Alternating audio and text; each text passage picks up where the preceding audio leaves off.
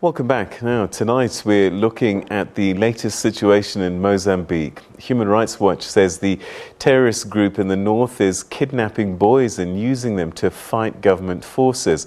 This is in violation of the international prohibition on the use of child soldiers. SADC is trying to help the government defeat the group that is linked to ISIS. Rwanda has sent a separate force at the request of Mozambique. And to discuss this, we're now joined by Director at Africa Defence, Darren Olivier. Thanks so much indeed for joining us, and welcome to the programme. It's a pleasure. What is the situation at the moment? We've been under the belief that the arrival of the Rwandan forces and the SADC forces have started to normalise things, and that those that were displaced are starting to come back. Is there still a situation of concern in Mozambique, particularly in the north? Absolutely. The early intervention by the forces of Rwanda did do some good work towards pushing the group out of places like, MDP, out of areas like Palma. But it remains, the group was able to preserve the majority of its strength. None of its leaders were killed or captured. The majority of its weapons are still intact. So the group remains a threat and remains a problem. I mean, effectively all that happened is it melted away across the border into Tanzania, or it melted away into the very, very thick bush in the area. So in terms of the level of threat, it definitely hasn't changed.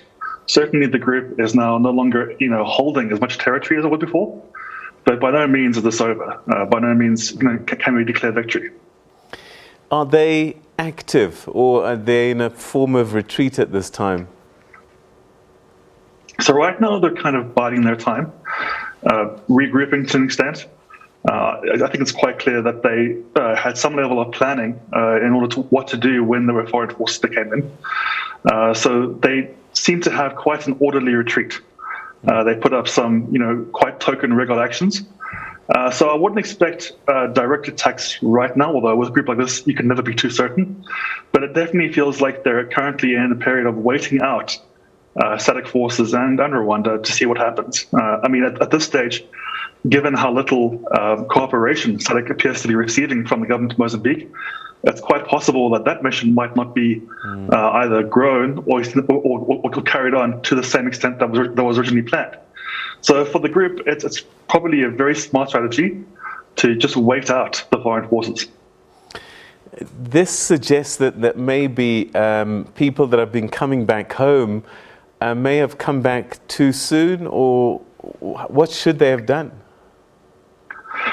That's always tough, in a terms like this that might go on years, you don't want to tell people they can't go home, and because obviously the fear is that if they don't go home, within a few months, they might never return to their homes. And in an area where food security is a problem, a lot of people rely on, their own local growing to survive. There's also a food security problem. So people want to go back to where they're from, to their homes and villages and everything else. And it's a tough one to say. I mean, I really can't put myself in the shoes of someone doing that. Arguably, yes, though, the answer is that in terms of safety, the area isn't safe yet. So one of the things that often happens on the continent with these insurgent-type groups is the recruitment of child soldiers. Human Rights Watch is pointing to this happening. Have we seen quite a bit of this with this insurgency in northern Mozambique? So far, it hasn't been quite as widespread as we've seen elsewhere. So it's quite interesting that they've chosen now to really pick up the pace of doing so. There was some element of it. It wasn't yet the unknown. But it seems the group is preparing itself for quite, I think, a long sustained campaign where it needs to, unfortunately, groom these child soldiers. And it's a really, I think, terrible turn to the conflict. And I think we're probably going to see it a lot more often as this goes on. Could some of these children be in this group right now as we speak, even though that they've retreated? Yes, I believe so.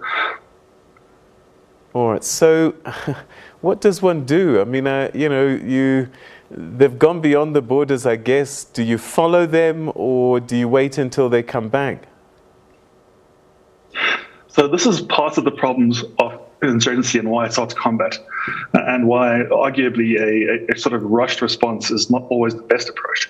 You really want to have forces in place to interdict the insurgents before they can cross borders and move out and move into safer areas, which then give them the freedom to kind of strike back whenever they want to.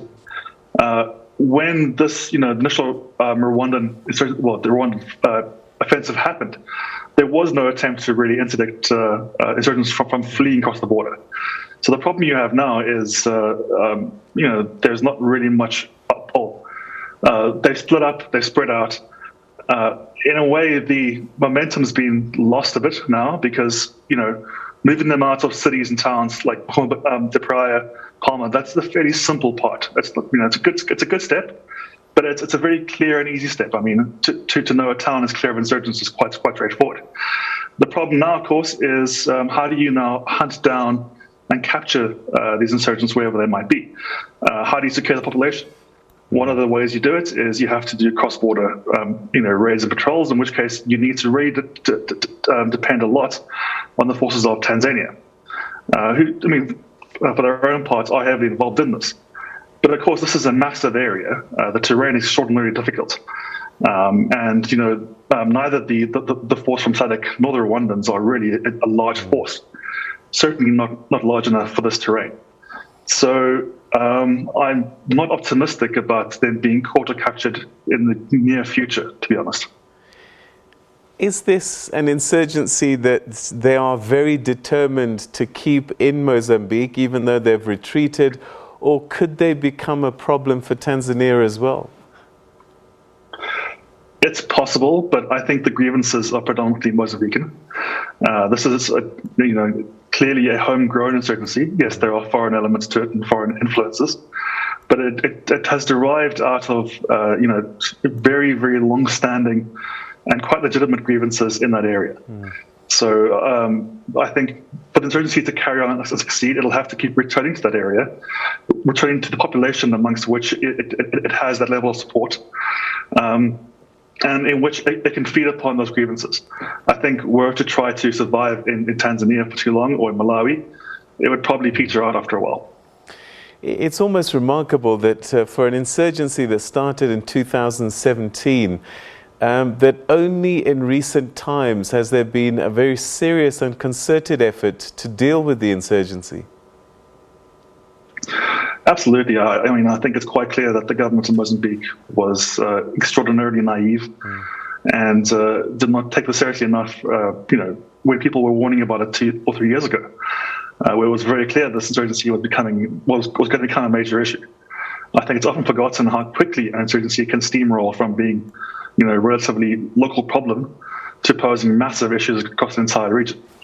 And it seems they only truly woke up when the town of Palma was captured, and it then threatened the Total Energies gas project. There's been a lot of time lost in this, a lot of effort that could have gone on earlier on, and it helped to really stop it when it was at a much smaller stage. The issue now is that the insurgency has grown; it's very large.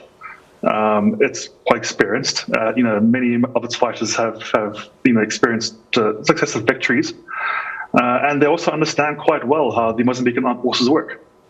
So it's definitely very late in the process. It's a problem in terms of fighting the insurgency. And one has to even ask is at this point are the Rwandan and SADC interventions even enough? All right. Darren Olivier, we're going to have to leave it there. Thank you so much indeed for joining us on the program. Thanks so much. All right, that's a view of the insecurity in northern Mozambique, in Cabo Delgado. The insurgents, known locally as Al-Shabaab, who for a time have been kidnapping young children, boys in particular, training them to become child soldiers and coming back to fight the Mozambican authorities alongside them, and some of them as young as 12 years old, the Human Rights Watch report says. So very concerning situation. It seems calm at the moment, but there is definitely a fear that this group is just regrouping in hiding at the moment.